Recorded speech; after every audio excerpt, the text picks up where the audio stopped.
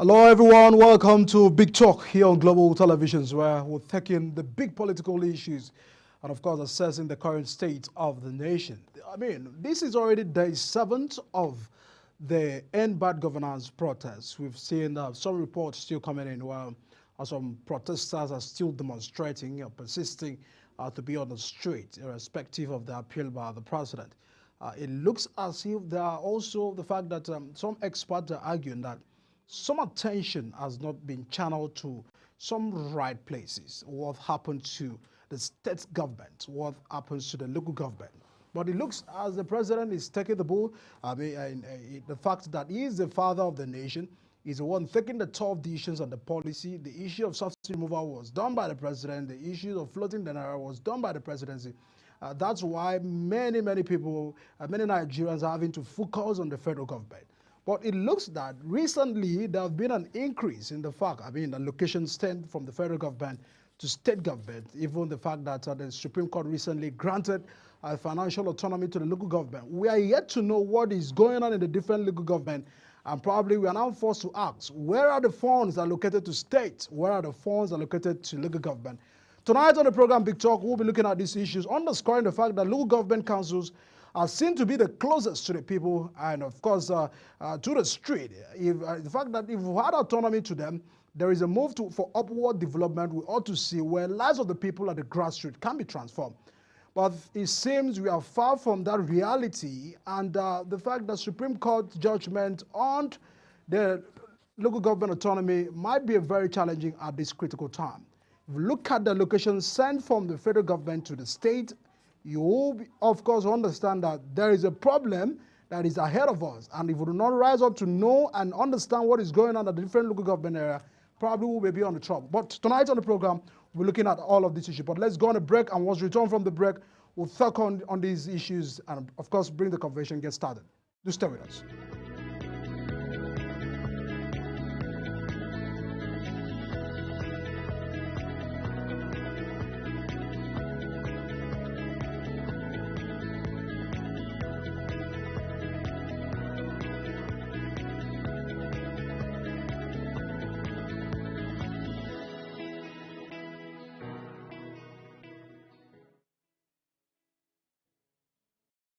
Well, thanks everyone for still staying with us. This is Big Talk here on Global Television. My guest tonight is Dr. Francis Chidozie Okoye, APC Chieftain and a public affairs analyst who is live here in the studio to give us a better insight and also assess the development at the state and, of course, the local government. Thanks so much, Honorable, for joining us on the program. Yeah, good evening, Michael. Thanks for having me. Thanks so much. Yeah. We're looking at the fact that this is already day 7. People took to the street from the 1st of August. It was an August visitor already where they were demonstrating the hardship. You agree that there is hardship in the country, but irrespective of the fact that we've had instances where some state governors are silenced at this moment at this critical time. Some local government are not speaking. We do not know what is going on there. We've seen elections there and all of that. Do we have to apportion some blame to state governors in respect to the current reality, economic reality of the president? Because the president stated in his broadcast that he has done this, he has increased this, and some of this, but we haven't seen this reflect on the life of Nigerians, and that's why we are asking, where are the funds, what are the governors doing, and the state, local government as well? This is a very sad situation we have found ourselves in this country called Nigeria. We have 3 levels of government. We have the federal, we have the state, and we have the local government levels. The one that is closest to the people we all know is the local government level, followed by the state, and then the federal. If the government at the level of the local level have been functioning well, I don't think some people will be complaining about state. Then if the government at the state level are functioning well, I don't think many people will even remember that federal government exists. So I said it is a very bad situation and sad one that we have found ourselves in this country. And I think it is high time we started apportioning blames appropriately. It is high time we started making our state governors to be responsive responsible, and accountable. It is high time we called our council chairmen, councillors to order. If we do not do that, I think we are going to find ourselves in a situation where what happened even during EndSARS will be worse than what is happening today in the End Good Governance protest. I'm an APC member. I am one who tells truth to power, no matter whose us is God. I was a member of APC Presidential Campaign Council that enthroned the Asiwaju administration. We believed in his capacity to deliver on his mandate, which he's doing his best to do so. But government at the level of state, government at the level of local government have not been very responsive and responsible. Why did I say that? Let's take the last FAC allocation, for instance. Whenever I want to assess them, I will always use my state, Anambra, as an example. The last FAC allocation to my state, Anambra, was 11.7 billion, the last FAC allocation, which was released, I think, a few days ago. Now, before the removal of fuel subsidy, Anambra State used to get between 4 and 5 billion naira. Just 1 year after, we started getting 8 billion, 9 billion, 10 billion, and now almost 12 billion. So, if you ask me, I will say that most of our state governors are lazy. Most of our state governors have not done what they are supposed to do as those who were elected by the people, who the people have given the right, the mandate to hold this government for them. Because as a governor, or as a deputy governor, as a member of House of Assembly, the people who gave you their mandate, gave you the mandate for you to hold for them. That mandate is from the people. They elected you for you to hold that mandate and control their affairs, manage their resources in their own favor, not in your own favor as the state governor or as the local government chairman. But we find a situation whereby our governors have become just mere channels of revenue allocations.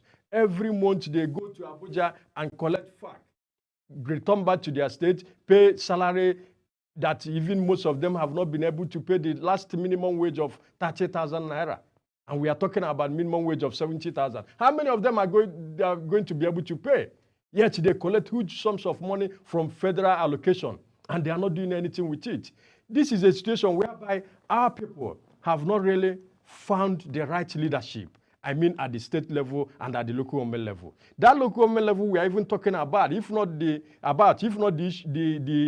amendment that is being done on the local government autonomy that the president championed, you will see that in the next few months, most of our local government will start being accountable. Because any local government chairman that is not accountable, that does not really do what the people want him to do, whether it is the governor that facilitated him to be in that seat, that local government chairman will go to jail because there is no immunity covering the local government chairman. So all of them will start being responsible. But at the time being, because the law has not actually been consummated for it to start functioning well, they gave them, I think, 90 days for it to start taking effect. So I think after that 90 days, that of local government, we will see responsiveness at the local government level. But the issue of states, look at the speech made by our president, Asiwaju Bola Ahmed Tinubu, appealing to those who are on the streets on the end bad governance protest, appealing to them to share their sword and come for dialogue. Look at the beautiful speech the president made that day. And you look at some of the things, some of the policies, some of the programs, good, novel, and noble programs he has dished out to ensure that Nigerians really get it right. But at the end of the day, you see that you see that some of our state governors have not even shared, I think, some of the trucks bags of rice that we are giving to them. Some of them hoarded it, and some of the protesters went to where they hoarded it and stole it, and you are trying to blame them. It is their property, it is their food. The federal government released it for you to go and give it to them, and you are hoarding it. Why wouldn't they go there and steal it? All right, there's some that will argue because the president is boastful of this autonomy. I mean, it's taking it to be one of his achievements for the 1 year in office. But those who are saying that the president ought, to do more in terms of the priority as at the moment. Do you feel the local government autonomy as at this time where we don't know who conducts, I mean, we understand the state independent body that is conducting elections, handling funds to the local government directly, with the corruptions we are seeing in the state and the fact that some governors have a directive of imposing local government chairman on the people, what's the right decision? Is it not another way of creating corruption at the local government area? I disagree with you. What's your concern about that? Michael, I disagree. I want your clarity. Yes. I'm making some argument what people are being considering. I know what is happening at the National Assembly.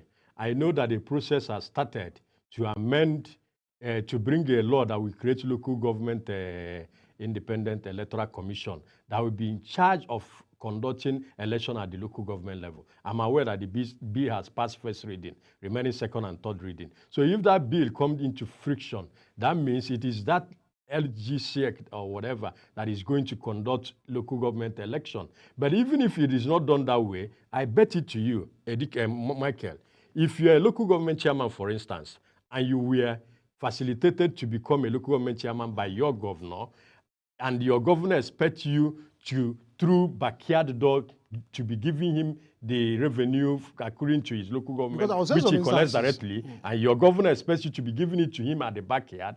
Remember, you are the one going to go to jail, Michael. It's not the governor. The governor has immunity. So I don't think that any reasonable human being who becomes a local government chairman, whether through the influence of the governor or any other person, will be so stupid. Are you not surprised about what Oyo State local government chairman said? They said they have denounced their membership from ALGON, the body that has all the local government chairman in the 774 local government area in this country. And now they're saying that FAC should send what belongs to Oyo State directly to the state. That is coming from the local government. Forget ALGON. ALGON is just a mere organization, which we know what most of them do in such organizations. They are just avenues of siphoning public funds. ALGON is not the one to decide whether the Supreme Court is stretched on the ruling they passed. Their judgment is non-debatable. No, even the state governors cannot question what the Supreme Court has ruled, let alone ALGON. So whether ALGON are saying that the money should be sent directly to the state governors or what? Or your state. Or your state, for instance. That is not what is going to be the decision at the national level. The decision stands, and that decision remains what the Supreme Court has said on the matter. And the Asiwaju administration, in fact, the Mr. President that we know is not a man you can push around. The reason I'm asking, so whatever your people are doing is at their own, to their own peril. The reason I'm asking that question is because we have so many laws in this country, but implementation has always been a problem. We are afraid, Honorable, we are afraid because if we leave some of these allegations, the billions that we are hearing, which a common Nigerian who is hungry, who doesn't understand the billions and the millions in economics and all of that, have it in the hands of local government chairmen who are installed by their governors, we are in for a very big trouble. Are you not bothered about the implementation of this? Away from the law. As far as I'm concerned, I'm not shaking about the implementation of this law. So far as the decision of the Supreme Court the last time stands, I am not bothered. Many local government chairmen will go to jail. Just take that word from me. I'm not bothered. All right, I'm gonna get to give you a clip, a video where we saw the former Minister of Sport recently, earlier this week, who reacted to the position of, his position about the local government autonomy. And let me bring that clip to you so that you can actually have an understanding what he argued on. To the various comments, what I found quite strange was that those who were celebrating the ruling said they were celebrating it because it has helped the cause of true federalism. Now, those who are opposed to the ruling, who didn't like the ruling, said they were opposed to it because it has retarded the cause of true federalism. How can the same ruling be supported and opposed for the same reason by different people? So I got where, and I called Waziri. Because I know that the road to hell is paved with good intentions. We may have all the, but when something is based on normative principles, this what should happen. Oh, we want decentralization, we want autonomy for local government. This is what we expect to get out of it. But when theory jams practice, Waziri said we should not talk about the problem. We will talk about the problem because this is only by talking about the problem that we'll probably find our way to the solution. My primary concern here is that, like I told Waziri, I said, Waziri, this ruling, we may just have succeeded in putting the most important level of our education in the hands of the weakest tier of government. Now, when we talk about accountability, what comes to our mind is how we will stop people from stealing money. I've always believed corruption is a major problem, stealing money is a major problem for this country, and the reason we are not able to do a lot of things. But I want to say, that lack of competence is a bigger problem in this country. The biggest challenge we are going to face with this is lack of capacity at the local government level. And I say that with due respect to the Algon here. I've operated at the local government level, I know. So when we are talking about accountability, we should also spare a thought for how we...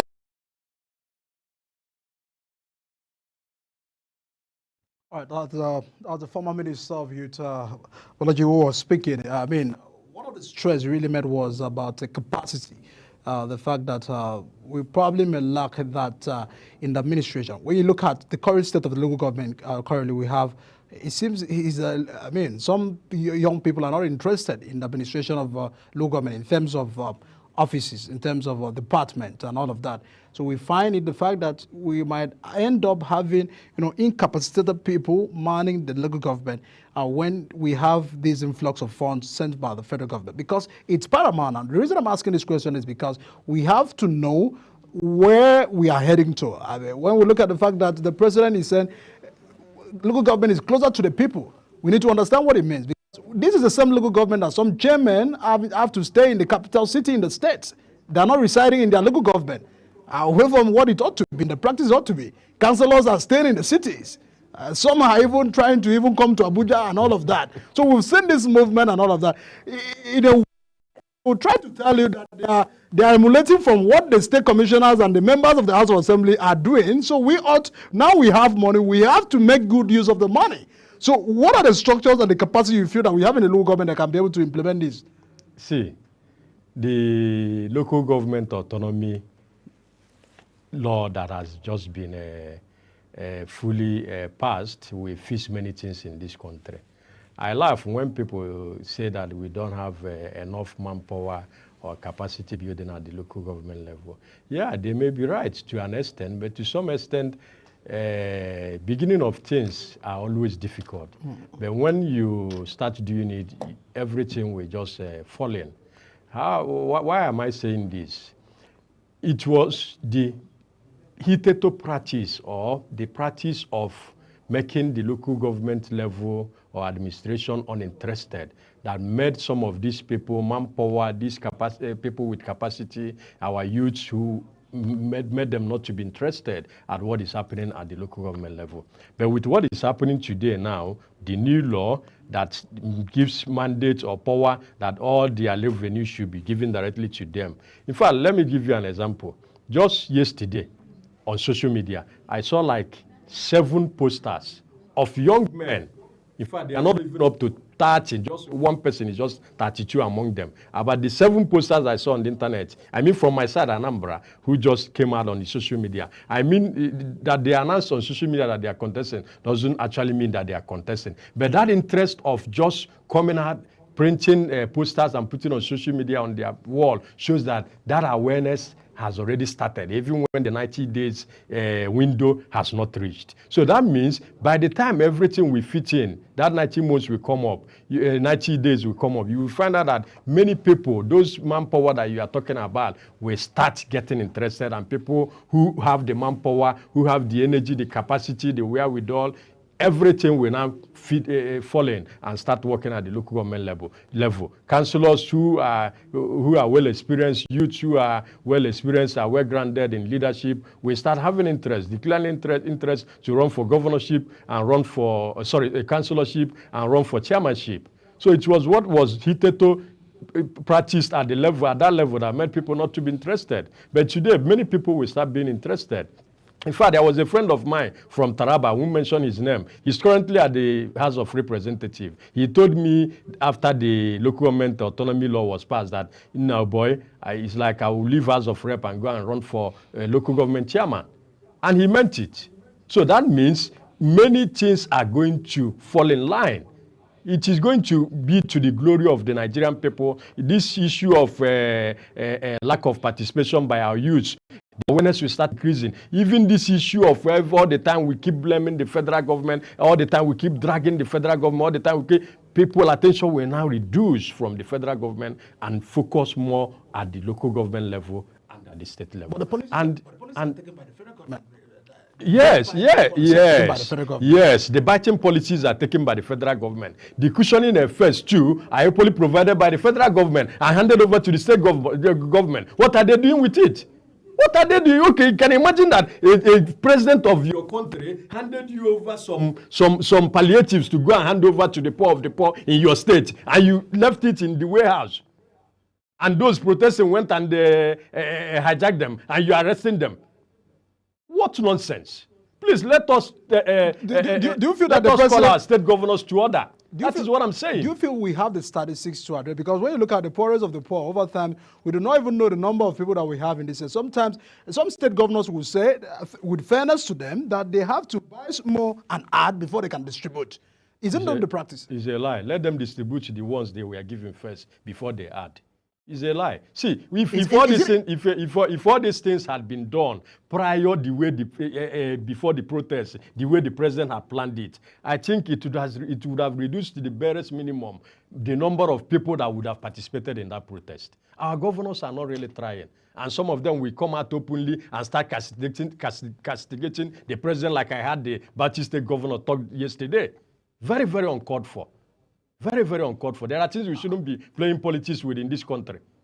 How about the fact that some state, distribute this to their party members? Seriously, it doesn't go across the state. We've seen that instances where, if we look at it, what is happening in those states, APC has to be quarreling with PDP over Obaseki not releasing the same issues we are talking of. We've seen that is a practice. Even in some APC governors, with fairness to all the governors, it looks that there is a palliative for the party faithfuls and not the people at the grassroots. Because when the intention of the president is that this must get to the grassroots. What is the definition of the grassroots? Does it mean the party ward at the ward level? What are the level of how they go about distributing? It is at this point that the president should devise a machinery to monitor the distribution process. It is the responsibility of the president who provide those palliatives to bring the monitoring mechanism to ensure that those things get to the poor of the poor. If he doesn't do that, that means he has not done his work as the president.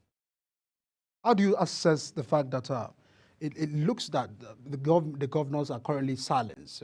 The protest started on the 1st of August, away from some of them coming out to declare coffee. We've seen that we've not have a proper communication from the state. And I'm going to take your attention to the allocations we've seen here.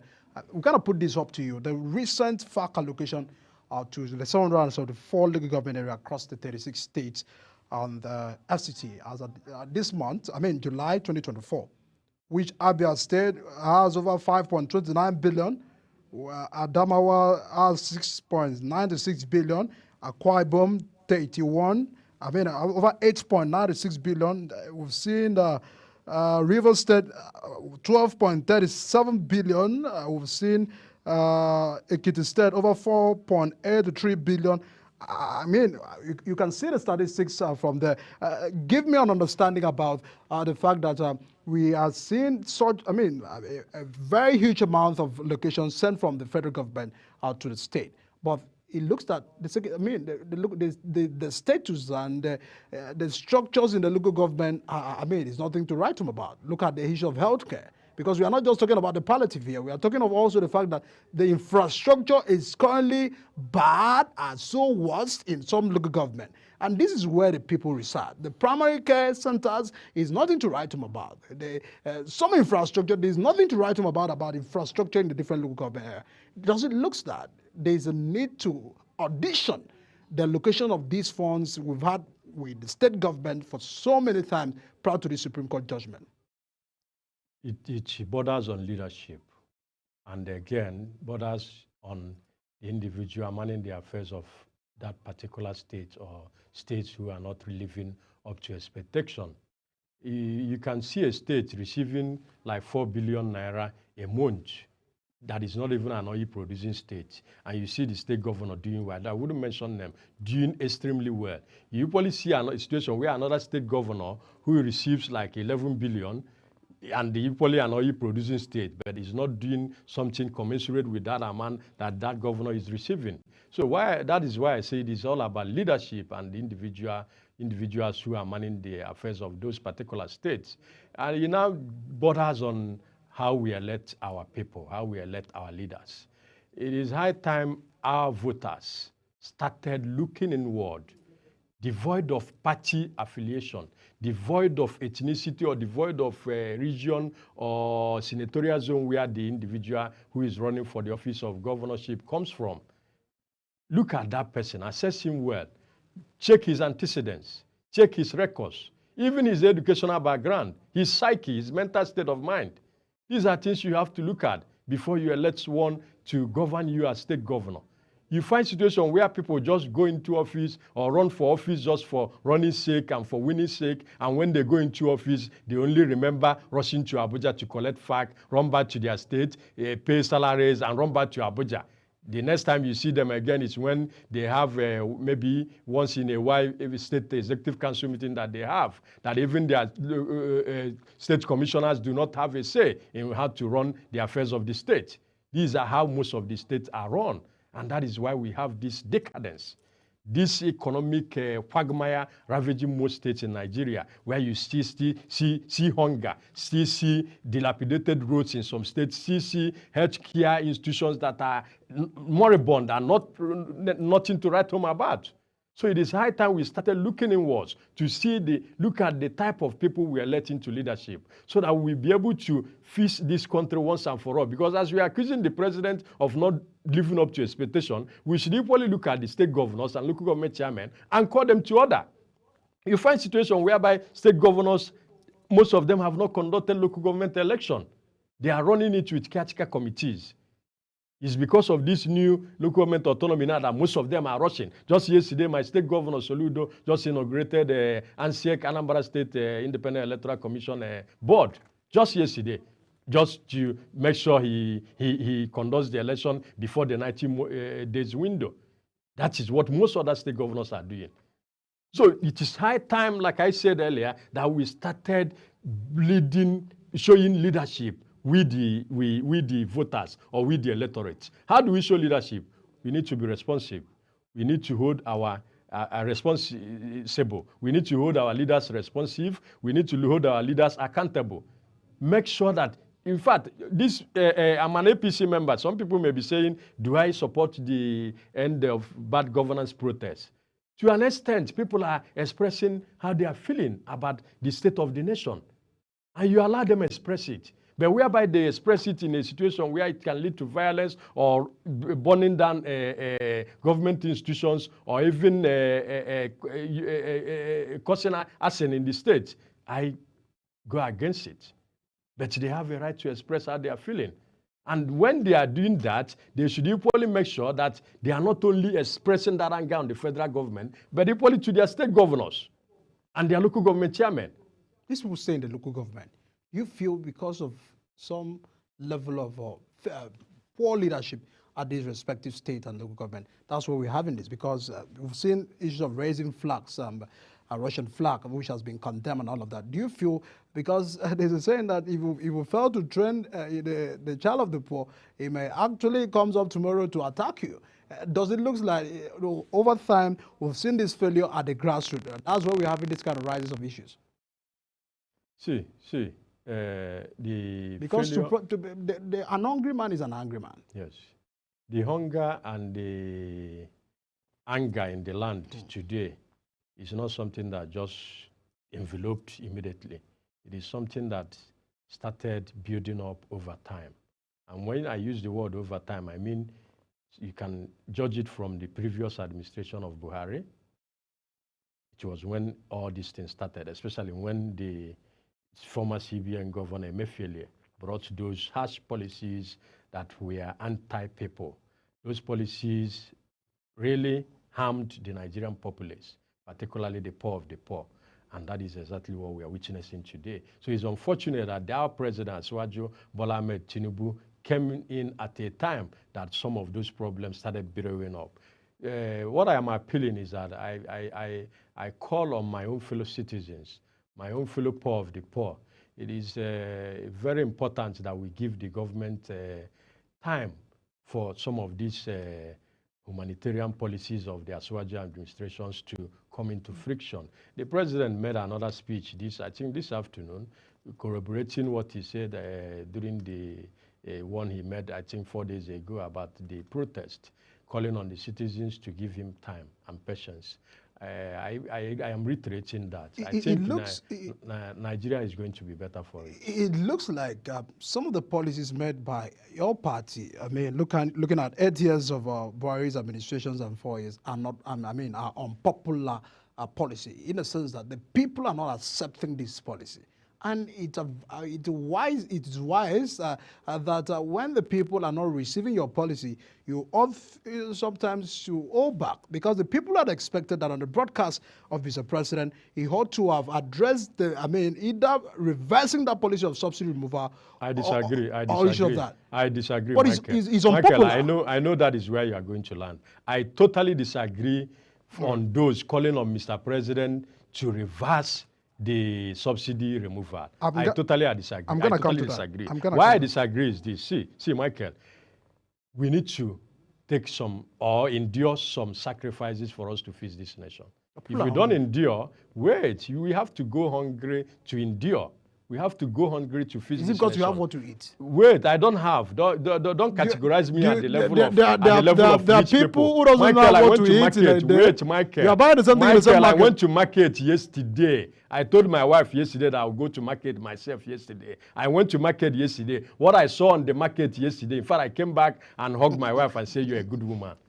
I now noticed that my wife was even adding money to the ones I used to give her. So don't say that I'm not passing through, although I'm passing through it. But we have to endure. We can't, because we are suffering or because we are hungry, we now go and burn our nation. See, any state government house that you burn today, any state government house you burn today, I mean, I'm talking to my fellow youths, those who are being used to protest and burn some government institutions. Any state government house you burn today can take us more than 15 billion to rebuild. And it is going to be the money from me and you. Honorable, I'm going to come back to that. Let me get to connect with the Naoga president, of course, who was earlier, he has been a guest on this program, who was advocating for the full autonomy of the local government. So I want to get his take. Ambali Olutunji, of course, the president of Naoga. He understands the administration of the local government very apparently. Good evening and welcome to the program.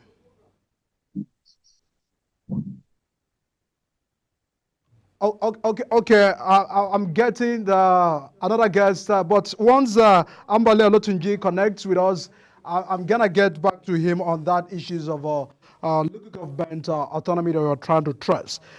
You are trying to finalize your commentary on the situations, on the fact that we shouldn't in any way feel that the policy of the president is hard. You understand that it's hard, but you are insisting that Nigeria must give the president some patience. Yes. But an hungry man who doesn't have what to eat tomorrow probably does not understand that language of Mr. President.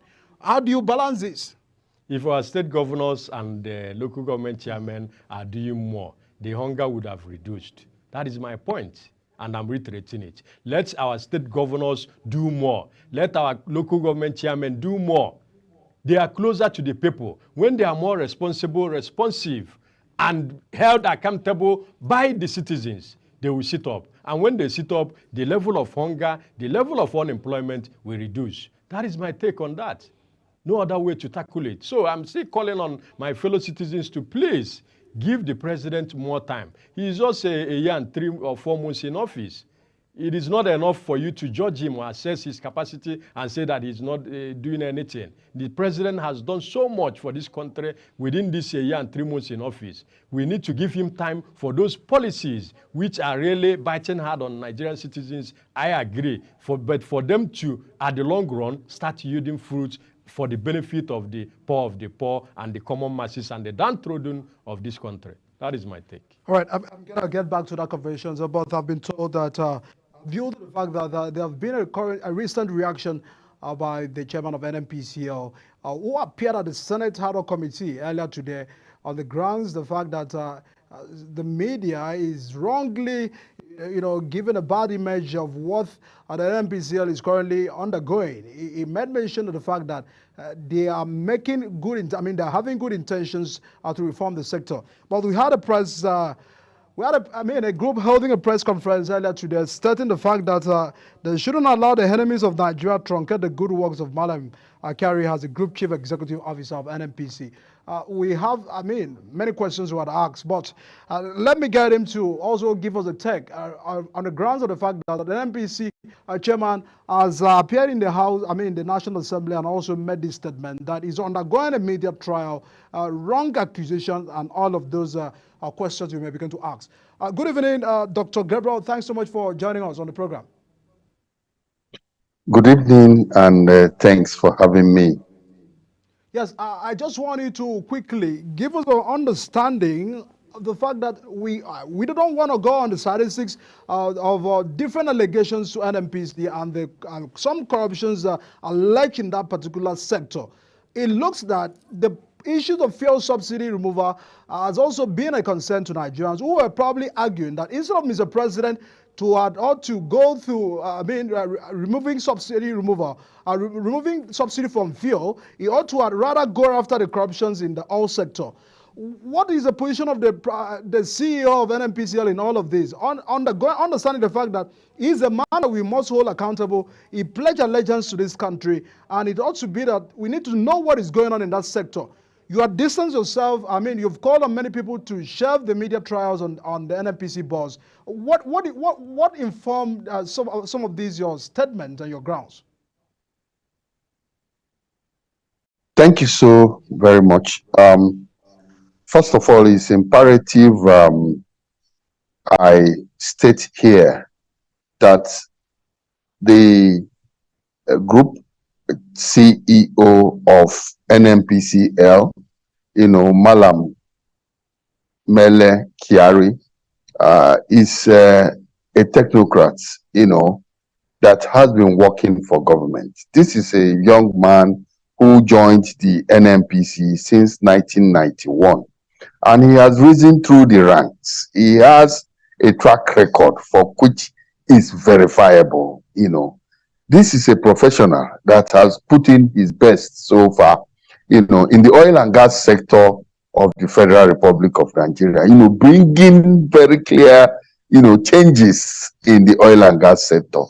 You see, it is pertinent also we make it clear that Mr. President gives the shot, or the ball stands and ends on his table. He gives a directive on whether or not subsidy should be removed. Mr. President was not friendly. He didn't. He was very clear. Even before he became a president, he made it clear that subsidy cannot stay in Nigeria. Once I become a president, subsidy must go. He was very emphatic about it, and he did not pretend about it. Why?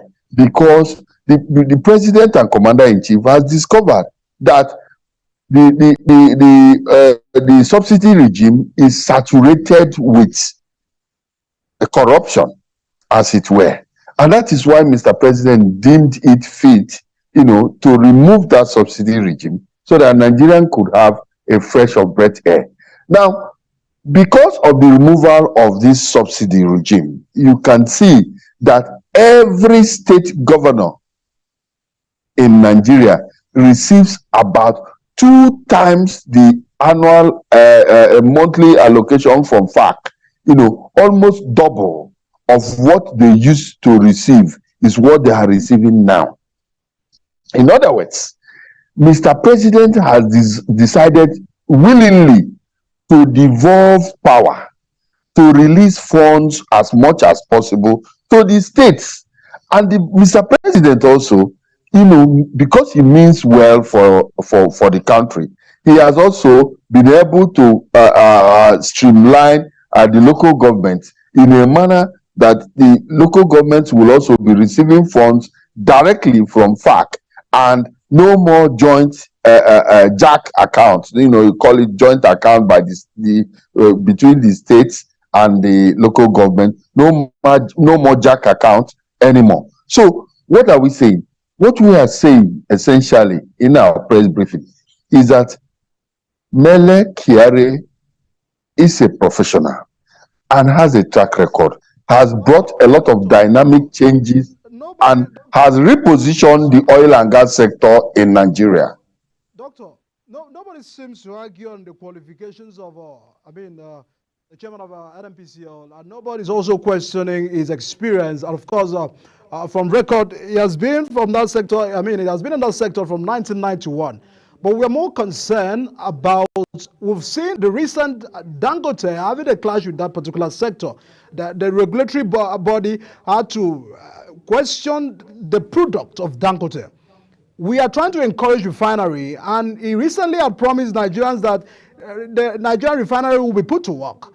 So it looks that so many promises he had made from his end, has not come to reality, where we are still having to, the issues of fuel is at the burning situation right now. The people are holding the president that you had removed subsidy and you had promised us that a refinery will work and that over a year things will get better. So that's why we are having this more focus. I don't want to go into details of allegations and all that because you are not the media assistants to the NNPC. But give us an understanding of the fact that some of the things he had promised Nigerians have not been put to work in terms of the refinery and also encouraging the other private sectors.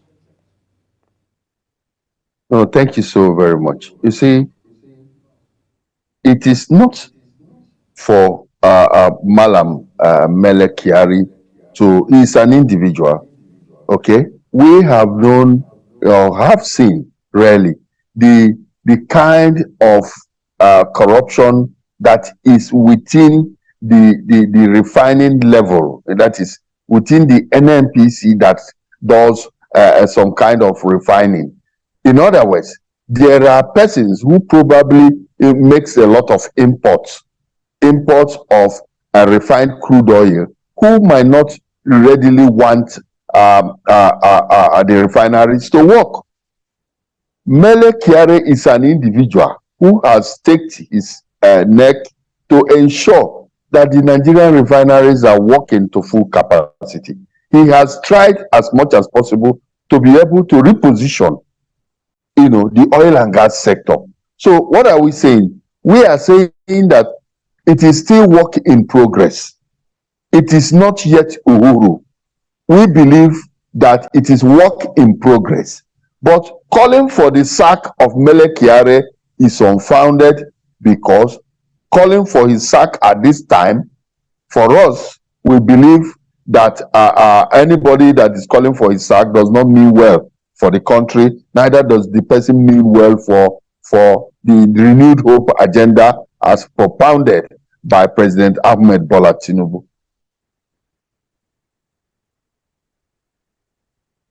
Issues, of course, when he reacted at the National Assembly earlier today, he made mention of the fact that he is actually going through some reforms in the sector, but some agents of some corruptions in that sector have also been putting his name on the bad light. But we do not, this is not a court of law. We just wanted to get some clarity on the position about calling on the president not to heed to the cry of many persons who feel that he ought to have been relieved by now, understanding the fact that his capacity is also questionable here.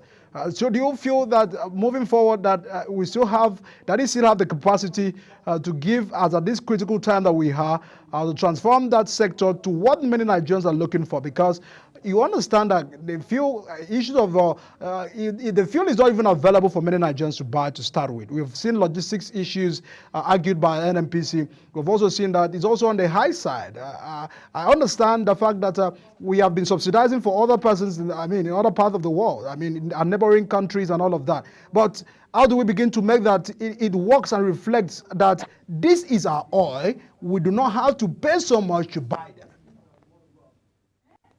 Thank you so much. I want to correct this assertion of yours. You did mention that the capacity of or the competence of Malam Mele Kyari is questionable. It's not in doubt. Mele Kyari is a professional. Is somebody that is a pure technocrat. Is somebody that's a rare gem that Nigeria has to harness. I want to tell you something. If you say that the subsidy regime, is subsidizing for some other country, maybe Benin Republic and some other very close countries like Niger and all that, Mele Kyari, is he a policeman? Mele Kyari, is he a soldier? Whose duty is it to man the territorial integrity of Nigeria? Whose duty is it to ensure that people do not buy refined product of PMS or DPK, or as the case may be, and carry it and drive it in tankers, across the border to probably to Niger Republic or probably to Benin Republic to sell? Is it Mele Kyari's duty to go and stand in the border? Let's be factual. You see, this is a case of just calling a dog a bad name just to kill it. It is pertinent we separate corruption from professionalism. We are losing a lot of our professionals. A lot of them we are losing them because of media trial, because of social media trial on the pages of newspaper and all that. I give you an instance. A minister of the Federal Republic of Nigeria was accused of corruption, and this minister was immediately suspended by the president and commander-in-chief. I tell you, the body that is saddled with corruption and investigating and charging people to court have not traced even a single kobo to the account of that suspended minister up to date. Do we continue to follow that route of media trial? Remember that Mele Kyari has demonstrated openness. Mele Kyari has demonstrated accountability, and it is pertinent you also know that corruption also fights back. There are people that are corrupt that are looking for a means of removing Mele Kyari, in a manner that Mele Kyari is like an obstacle to them. I tell you the truth.